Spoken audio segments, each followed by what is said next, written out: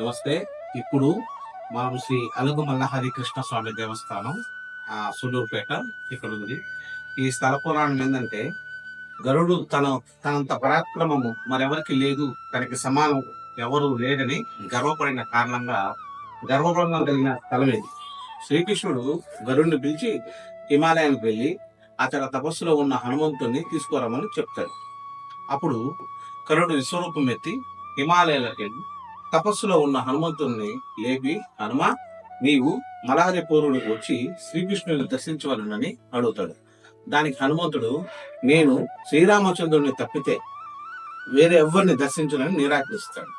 ఆయన తిరస్కారంతో కోపం వచ్చినటువంటి గరుడు హనుమంతుడిపై దాడి చేయడానికి ప్రయత్నిస్తాడు.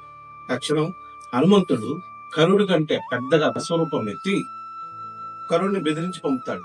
అప్పుడు హనుమంతుడి వలన కలిగిన అవమానంతో ఇక్కడ గరుడాల కళ్ళల్లో కన్నీళ్లు కారుస్తూ శ్రీకృష్ణుడితో జరిగిందంతా నివేదించే విధంగా ఈ యొక్క స్థల పురాణంలో ఉంది.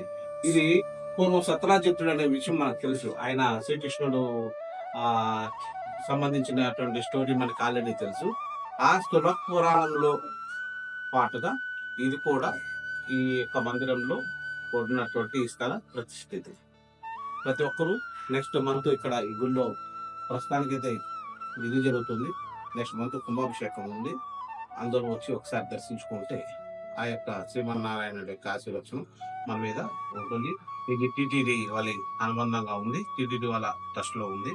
కాబట్టి ఇవన్నీ కూడా డెవలప్మెంట్ కి సంబంధించి అన్ని డెవలప్ చేస్తున్నారు.